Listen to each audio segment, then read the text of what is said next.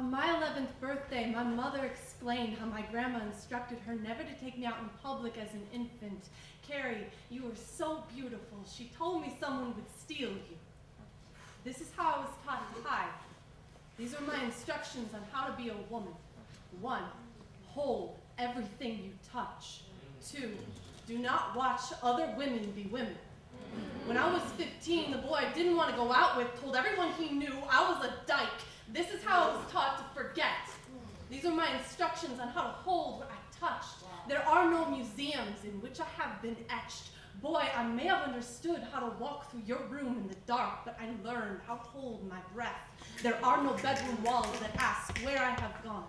I have always been capable of being so quiet, tucking into elbows and stomachs and closets my limbs, collapsing under the weight of barbed wire fences. The traffic cones showed me how to run. Reflecting in my stillness, they would scream, "You, Shutterdove, we do not understand you. You are too careful. Your muscles are all kneecapped and popping. Do not come any closer. This is indigo pouring out of our mouths, brushing back your hair, asking you to swallow all of your splinters. When I watch other women, I do not understand. They are so comfortable, standing in front of storefront windows, rattling their voices in the teeth of men, painting the throats of cab drivers, revolving their hips in the shadows of ceiling fans.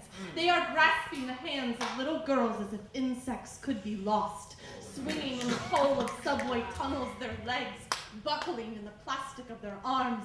I imagine what it must feel like to speak lavender, to watch the froth of your throat aching to be gulped and forgotten in the frost of open-mouthed beards.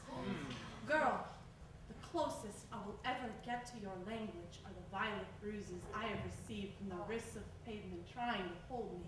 I was never any good at being tiny. Shuckle-stained when everyone else was learning how to fold buttons into cloth, my mother was showing me how to twist zucchinis from the vine.